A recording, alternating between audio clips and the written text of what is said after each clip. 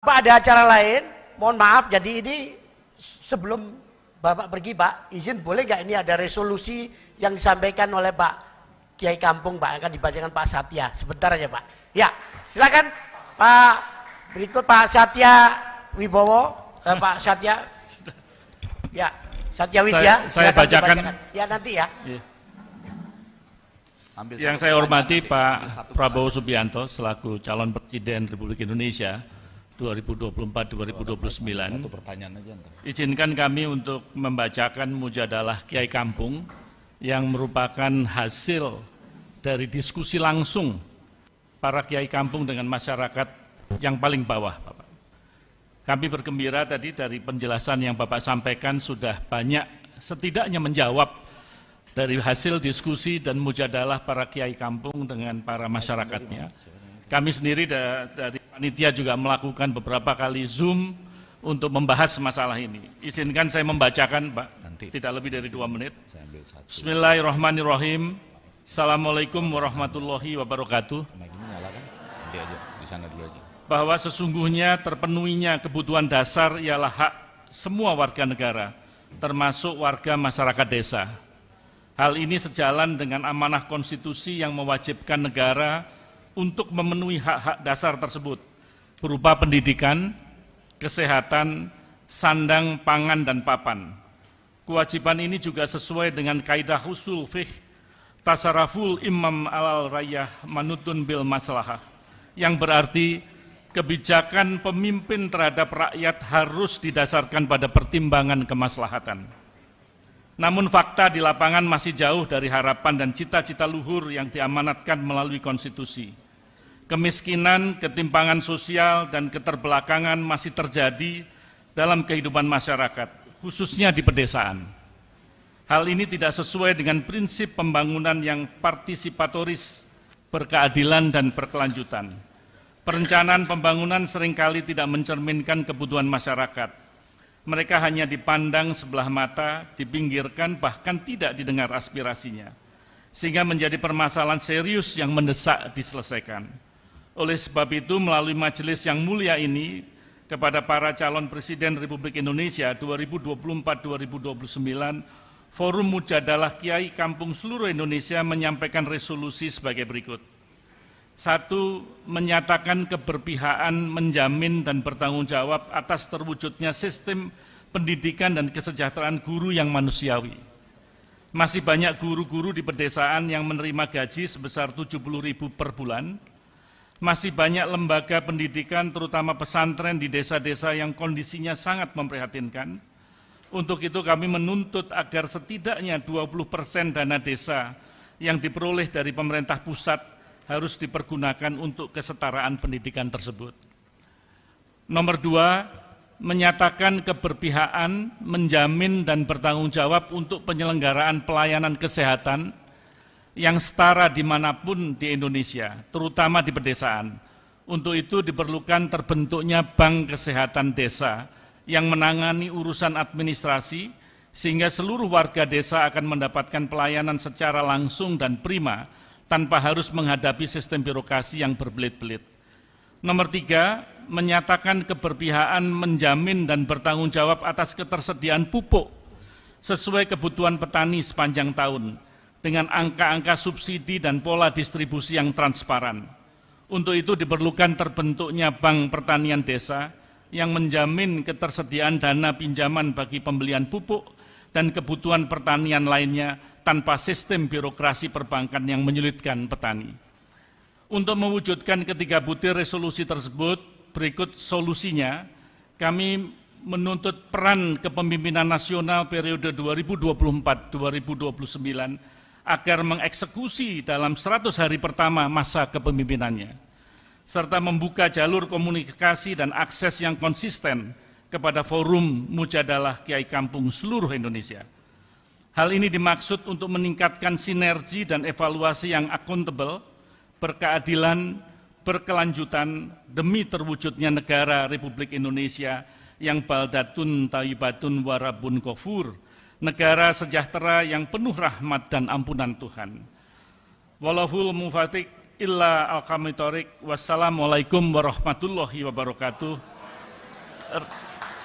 resolusi Kastil ditempatkan di Malang, ditandatanganin bersama dan seksama oleh Kiai Kampung seluruh Indonesia, Malang 4 Jumadil Awal 1445 Hijriah, 18 November 2023. Demikian Pak yang bisa kami sampaikan, mudah-mudahan bisa diterima dengan baik. Terima kasih. Oke, Bapak sekalian mohon maaf karena Bapak Prabowo ini mau segera meninggalkan tempat karena jalan lain. Jadi ini 2 pertanyaan. Silakan Pak Effendi.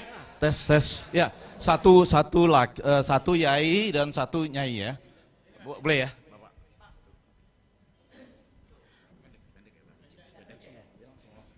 Assalamualaikum warahmatullahi wabarakatuh.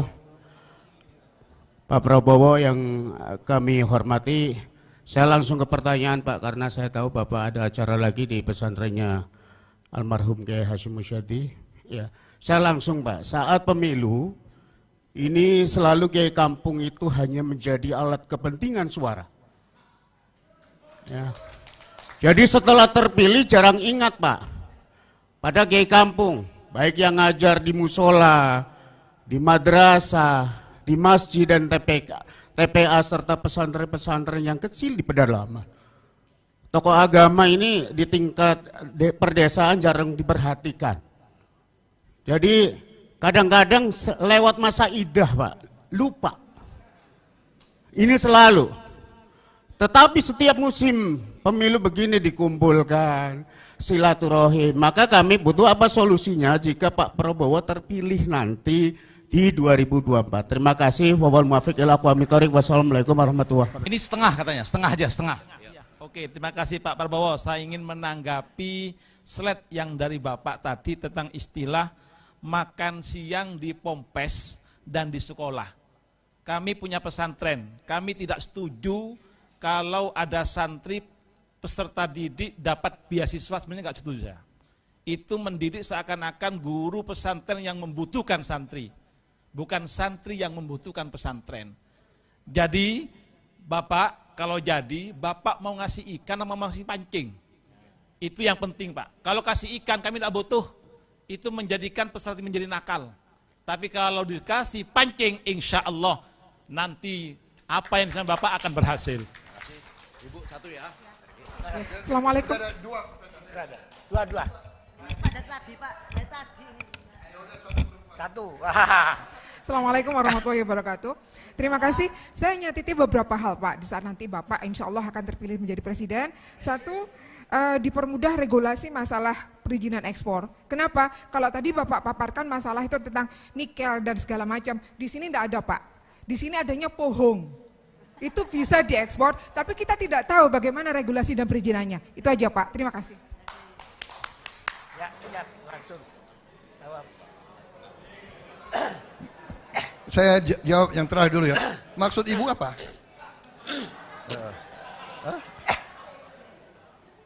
Iya.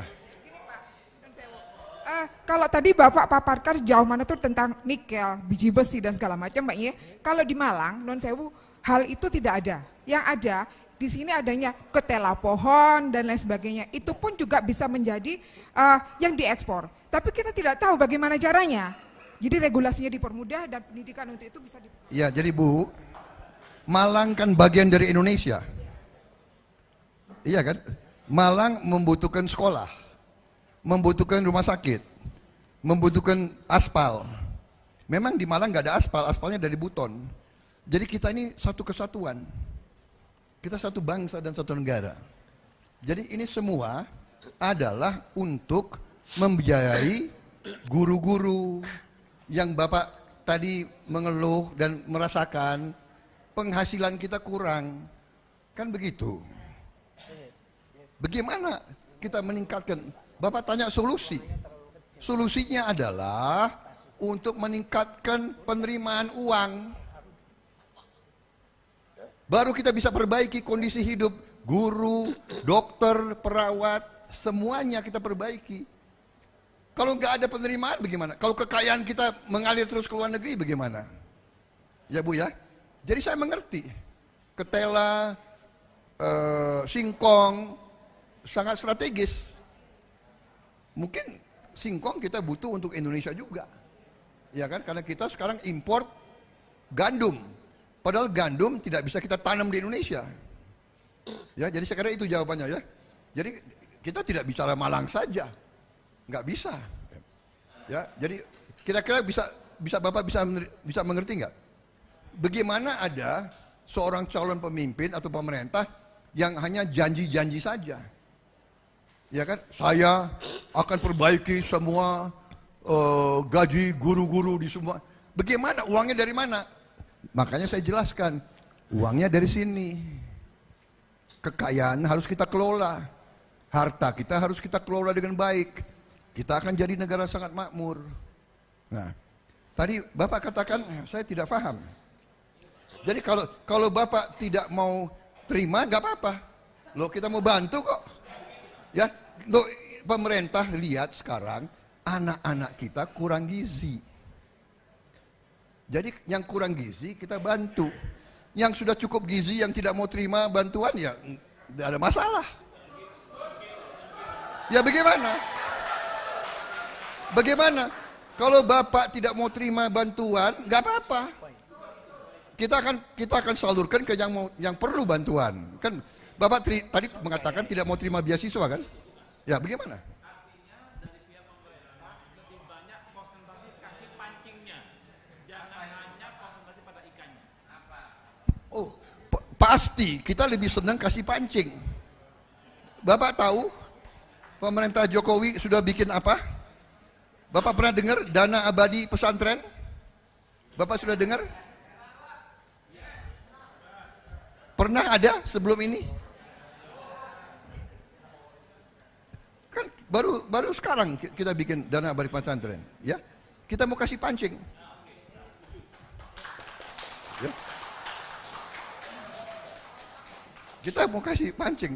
Pemerintah Pak Jokowi sudah mencabut 2.600 izin tambang siup, dicabut dari swasta-swasta dan sudah diberikan, yang pertama diberikan kepada PBNU. Yang pertama. Itu pancing-pancing yang akan dibagi.